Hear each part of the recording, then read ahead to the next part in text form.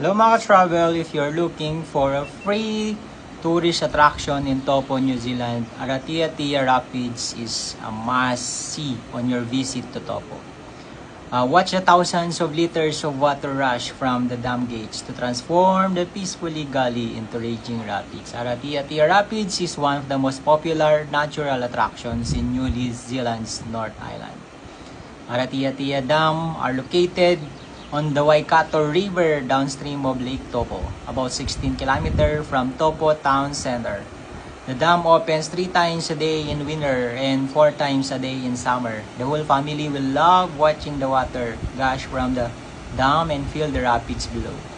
A schedule of summer from October to March is 10 a.m., 12 p.m., 2 p.m., and 4 p.m. And for winter, 10 a.m. to 12 p.m. and 2 p.m. There are a lot of viewing points in the area. Parking